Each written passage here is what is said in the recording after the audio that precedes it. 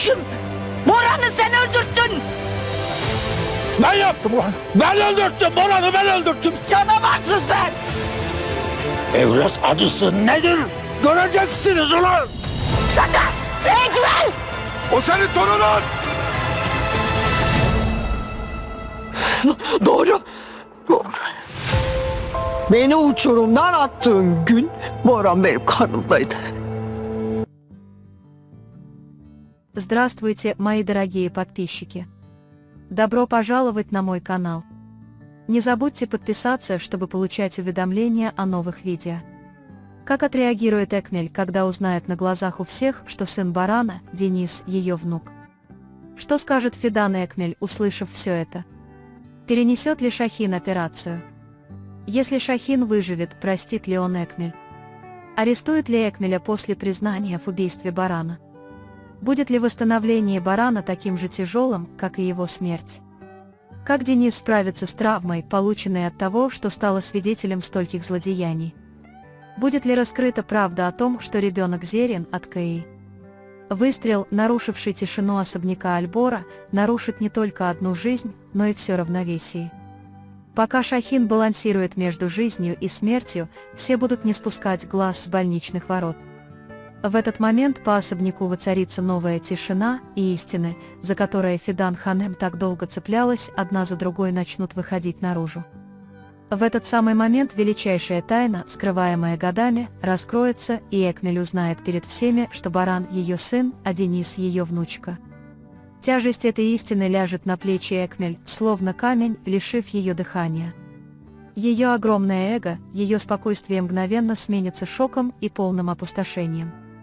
Она застынет в толпе, глаза ее наполнятся слезами, но она не прольет ни единой слезинки гордости. С этим признанием рухнет трон, который она возводила годами. Ее осудит не только Елмаз, но и ее собственная совесть.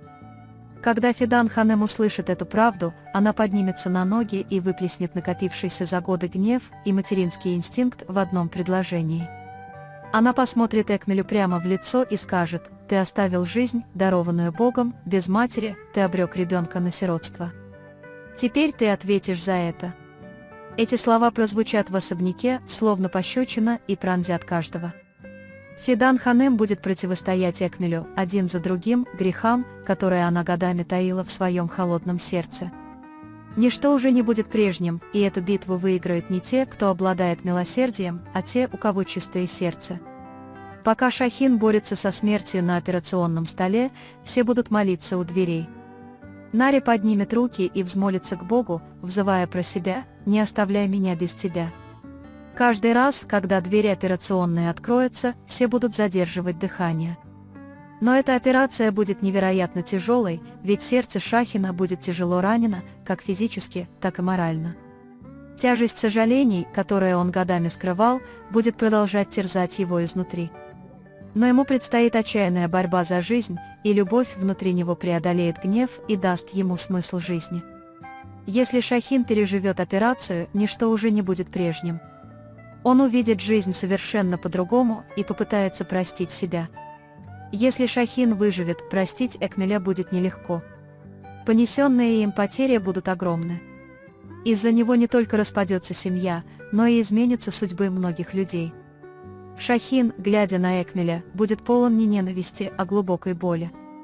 Вместо того, чтобы жаждать мести, он посмотрит ей в лицо и скажет: «Я прощу свою судьбу, а не тебя». Ему потребуется время, чтобы простить ее, но однажды он поймет, что прощение – это путь к исцелению. Это прощение станет спасением для Шахина, а не для Экмеля. Признание Экмеля в убийстве Борана потрясет особняк. С этими словами прибудет полиция и заберет ее. Ее глаза вспыхнут от страха, но она ни перед кем не станет умолять.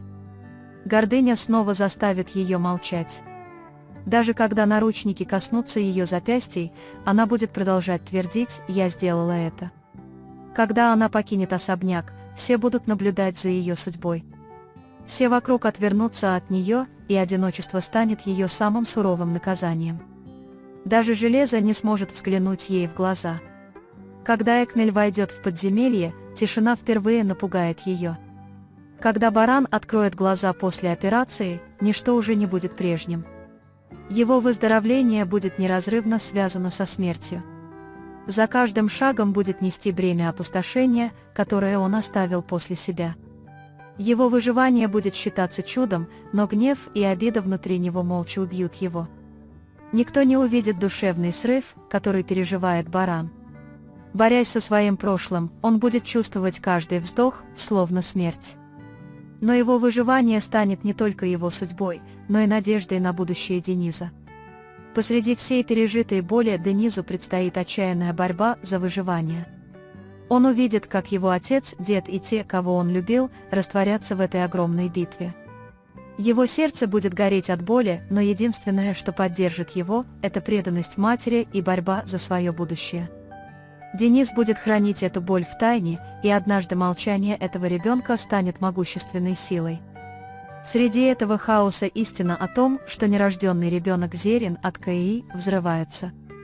Это открытие произведет очередное потрясение в особняке. Глаза Фидан Ханем наполняются слезами, но она защитит ребенка, сказав: «Этот ребенок невиновен, он невиновен». Демир же снова сломается и отпустит руку Зерин. Когда Кая узнает правду, ее переполнит удивление и радость, и она обнимет своего ребенка. Этот ребенок станет символом возрожденного сопротивления для семьи Альбора. В конце всего этого краха останется только одно – любовь. Каждому, кто останется позади, придется научиться восставать из собственного пепла. Ведь каким бы темным ни было зло, добро обязательно однажды восторжествует. На этом мы завершаем очередной анализ. Вы можете поделиться своим мнением в комментариях. Не забудьте подписаться и включить уведомления о новых видео. Увидимся в следующем видео. Берегите себя. До свидания.